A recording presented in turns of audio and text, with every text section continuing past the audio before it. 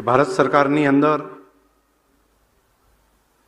સહકારિતાનો નવો સૂર્યોદય જેમના નેતૃત્વની અંદર સહકાર મંત્રાલય કામ કરી રહ્યું છે એવા આદરણીય અમિતભાઈ શાહ સાહેબ આપણા બધાની વચ્ચે મહેમાન બનીને આપણને માર્ગદર્શન આપવા માટે, આપણને પ્રોત્સાહન આપવા માટે આવ્યા છે.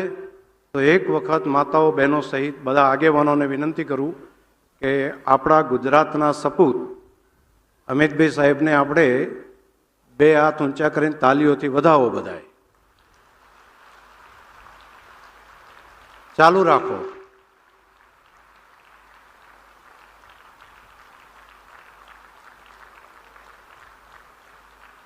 આભાર. સાથે સાથે ભારત સરકારના બંને માન્ય મંત્રીશ્રીઓ જે અમિતભાઈ શાહ સાહેબની સાથે બંને મંત્રાલય સંભાળે છે, મુરલીધર મોહનજી તેમજ કૃષ્ણપાલ ગુર્જરજી, એ બંને પણ બે મંત્રી સાહેબો પણ આપણા બધાની વચ્ચે આવ્યા છે. એમને પણ તાલીઓથી આપણે સ્વાગત કરીએ. રાજ્ય સરકારના મંત્રી માન્ય શ્રી ઋષિકેશભાઈ પટેલ, આપણા સહકારતા મંત્રી ગુજરાત સરકારના અને કૃષિ અને સહકાર મંત્રી, અને હમણાં જ એમણે ભૂપેન્દ્રભાઈ પટેલની સરકારમાં સરસ મજાનું ખેડૂતોને પેકેજ આપ્યું છે એવા માન્ય શ્રી જીતુભાઈ વાઘાણીજી પણ અહીં આવ્યા છે, તો એમનું પણ આપણે સ્વાગત કરીએ. માન્ય મંત્રી શ્રી પ્રવીણભાઈ માળી, માન્ય સ્વરૂપજીભાઈ ઠાકોર, ભારત સરકારની સંસદની સહકારની પરામર્શ સમિતિ, જે આખા ભારત દેશની અંદર સહકારની નીતિ બનતી હોય, એનું કામ ચાલતું હોય, એની હાઈ પાવર કમિટી જે કહેવાય ભારત સરકારની, જેના અધ્યક્ષ તરીકે અમિતભાઈ શાહ સાહેબ છે, એ કમિટીની મિટિંગ દિલ્હીમાં થતી હોય, દિલ્હીના સંસદમાં થતી હોય, દિલ્હીના સચિવાલયમાં થતી હોય, એ આજે બનાસકાંઠાને આંગણે આજે થઈ રહી છે ને એના સભ્યશ્રીઓ આપણા બધાની વચ્ચે આવ્યા છે. ઓલ પાર્ટી સંસદ સભ્ય, બધી પાર્ટીઓના સંસદ સભ્ય જે હોય એમાં એ બધા અહીંયા આપણા ત્યાં આવ્યા છે અને આપણા આંગણે આજે એની મિટિંગ થવાની છે. એના સભ્ય તરીકે શ્રીમતી પૂનમબેન માડમ, જેઓ આપણા જામનગરના માન્ય સંસદ સભ્ય તરીકે છે, શ્રીમાન મોહિતેજી પાટીલ, માન્ય શ્રી ભરતસિંહભાઈ ડાભી, માન્ય શ્રી શિવમંગલ તોમર, માન્ય શ્રી કરણભટ્ટ ભૂષણસિંહ, માન્ય કુમારે સંદીપ રાય, ડૉક્ટર આશીષ ભૂતાનીજી, સુઝુકીમાંથી પણ કોઈચીજી ટોયફુકુજી અને નરેશ બંસલજી સચિવશ્રી, આ બધા આગેવાનો આવ્યા છે આપણા બધાની વચ્ચે. આપણા મંત્રીશ્રીઓ પણ, આપણા પૂર્વ ધારાસભ્ય, પૂર્વ મંત્રીશ્રીઓ અને સિનિયર લીડર બધા અહીંયા ઉપસ્થિત છે. તો આપણે બધાને અને આવકારીએ. મારે તો ખાલી બે વાતો જ કરવાની છે તમારા બધાની વચ્ચે. આપણે તે દુઃખના દાડા ખૂબ હતા. દુષ્કાળના સમય તમે મેં બધાએ જોયેલા છે. દુષ્કાળ પડે એટલે બાજરીઓ વાઢવા બહાર જવું પડતું. પાણી હતું નહીં આ ધરતી ઉપર, પણ દૂધનો ધંધો બધાએ પકડ્યો. ગલબા કાકાએ એની શરૂઆત કરાવરાઈ અને બે બાબતો જે ખૂટતી હતી આપણને, એમાંની એક પાણી અને બીજું વીજળી. મોદી સાહેબે આપણને 24 કલાક વીજળી જ્યોતિર્ગામના માધ્યમથી આપી અને બીજું અહીંયા નર્મદાનું પાણી અને સુજલમ સુફલમ દ્વારા તળાવો ભરવાની યોજના મૂકી. આ બે કારણે ખૂબ મોટો બદલાવ આપણા જીવનની અંદર આવ્યો. સરકારે ખૂબ પોઝિટિવ પોલિસી બનાવી. આના કારણે કરીને આપણું જીવન ધોરણ ખૂબ સારું થયું. મારે તમને બધાને એક વાત એવી કરવી છે, તમને બધાને ભાઈઓ બહેનોને, કે એક મોટો ઇતિહાસ ભારતની અંદર બન્યો. આપણા દેશના પ્રધાનમંત્રી અને ગુજરાતના સપૂત આપણા મોદી સાહેબે દેશની આઝાદીના આટલા વર્ષો પછી અલગ સહકાર મંત્રાલય બનાવવાનો નિર્ણય કર્યો અને એમણે વિચાર્યું કે સાચા અર્થની અંદર જો નાનામાં નાના ગરીબ માણસ, મજૂરી કરતો માણસ, ખેડૂત, પશુપાલક, એનું જીવન જો બદલાવવું હોય તો એના માટેનો રસ્તો છે સહકાર. અને આ સહકારિતાને બળ આપવા માટે નવું મંત્રાલય ચાલુ કર્યું આઝાદીના 50 વર્ષ પછી, અને એના મંત્રી તરીકે આપણા અમિતભાઈ શાહ સાહેબને જવાબદારી સોંપી. આ દેશના ઇતિહાસમાં ખૂબ મોટો બદલાવ આવ્યો. ભાઈઓ બહેનો, તમને બધાને ખબર છે કે ગલબા કાકા અહીંયા ડેરી ચાલુ કરીને આપણા જીવન ધોરણ કેટલું મોટું પશુપાલનને દૂધમાં બદલાયું. મોદી સાહેબના નેતૃત્વની અંદર આપણા અમિતભાઈ શાહ સાહેબે ભારતની આઝાદીના આટલા વર્ષો પછી નવી સહકારી સંસ્થાઓ, ભારતમાં સહકારી સંસ્થાઓ ચાલુ થાય એના માટેનું એક અભિયાન તરીકે લીધું. આ એક ડેરી એક જિલ્લામાં સ્થાપના થઈ, એના કારણે આટલું મોટું બદલાવ આવ્યો હોય. સહકારી આગેવાનો આ કામ કરતા હતા, એના કારણે આ બદલાવ આવ્યો હોય.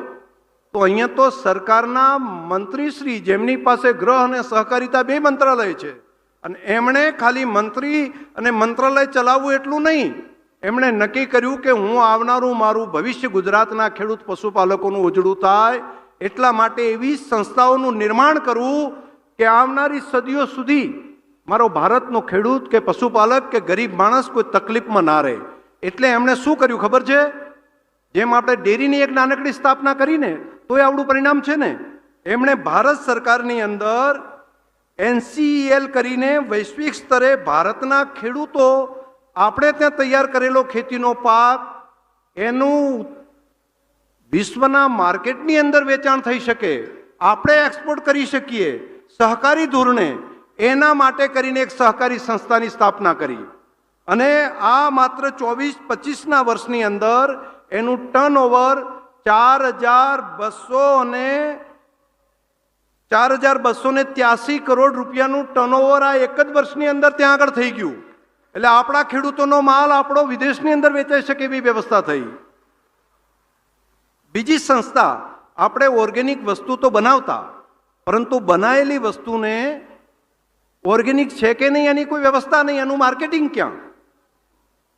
તો એના માટેની ભારત ઓર્ગેનિક કરીને એક સંસ્થા ચાલુ કરી, અને એ જ ગયા વર્ષની અંદર 10 કરોડ કરતાં વધારેનું પહેલા જ વર્ષની અંદર એનું ઓર્ગેનિક તૈયાર થયેલી પ્રોડક્ટનું વેચાણ પણ ચાલુ થઈ ગયું. અને બીજું આપણને અમૂલને પણ કીધું કે ખેડૂતો ઝેરમુક્ત ખોરાક તૈયાર કરે તો એના વધારે પૈસા સાથે અલગ બ્રાન્ડથી, અમૂલ બ્રાન્ડથી અને ભારત ઓર્ગેનિકના બે બ્રાન્ડના નામથી મારા ખેડૂતની વસ્તુ એનો યોગ્ય ભાવ મળવો જોઈએ. અને આવું મોટું કામ કરીને એક નવી સંસ્થા બીજી પણ ઊભી કરી. ત્રીજી એક કરી BBSSL.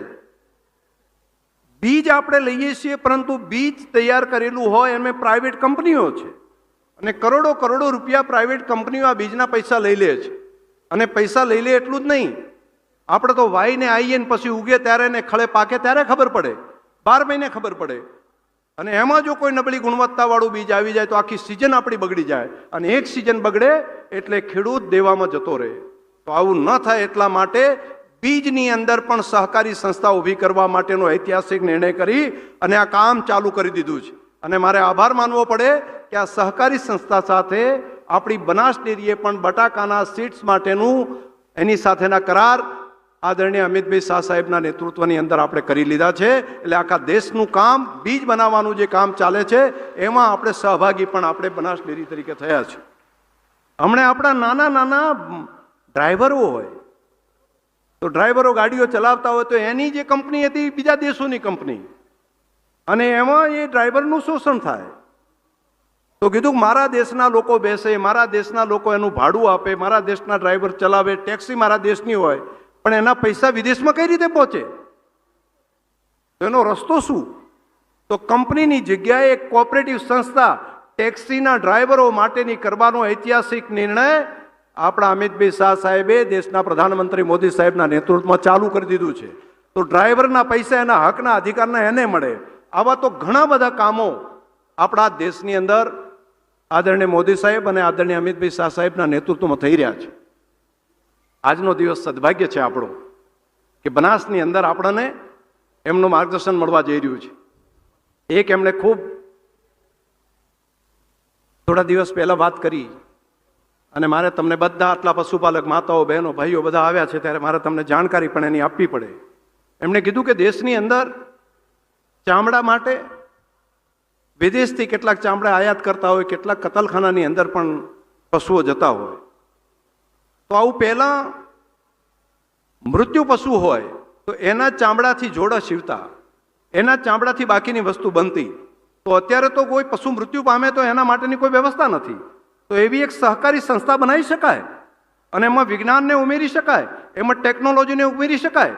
એ ગાય કે ભેંસ એ મૃત્યુ પામે તો એનું ચોબડું પણ એ પ્રમાણે, ચામડું પણ એટલું સોફ્ટ થઈ શકે કે બાકીના લોકોને જે જોતું હોય તો વિદેશની અંદર એક્સપોર્ટ કરવું હોય તો એ ચામડું થાય, જે મરેલા ઢોરનું એનું ચામડું વિદેશની અંદર એક્સપોર્ટ થાય. એના માટે કરીને કોઈ પશુની કતલખાનામાં મૂકવાની જરૂર ન પડે.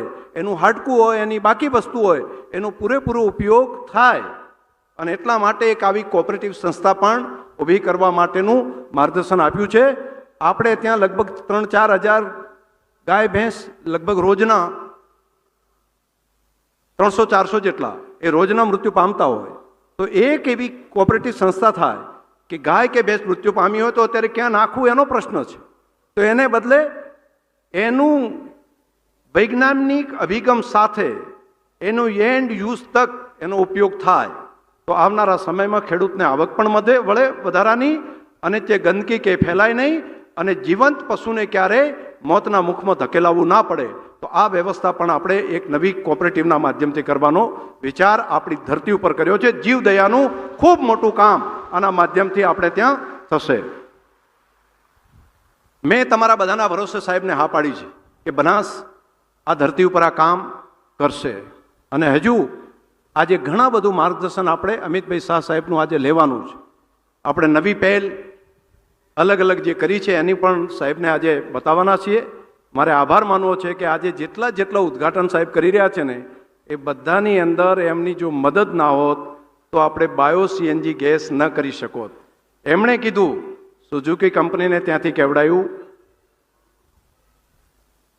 આપણી જમીન આપણી અને પૈસા બધા એમના, અને ખેડૂતોને રૂપિયે કિલો પૈસા મળે એવી વ્યવસ્થા જો દેશના પ્રધાનમંત્રી મોદી સાહેબને અમિતભાઈ શાહ સાહેબના આશીર્વાદ જો બનાસની ધરતી ઉપર ના હોત તો 250 કરોડથી વધારે રૂપિયાનું રોકાણ એ લોકો કરી રહ્યા. ઉસીના નહીં, જ્યાં ખાતે, સમજાય છે ને, જ્યાં ખાતે રૂપિયા આપી અને આપણે આપણી જમીન અને આખો પ્લાન્ટનો ખર્ચો એ આપે એમ કરીને કર્યું. પહેલો જે આપણે પ્લાન્ટ બનાવ્યો એમાં આપણા ઘરના પૈસા આપણે 8 કરોડ રૂપિયા ખર્ચ્યા હતા, એની 5 વર્ષમાં સફળતા થઈ ગઈ. તો હવે બાકી સુઝુકી કંપનીએ પણ આપણને મદદ કરવા માટેની વાત કરી છે.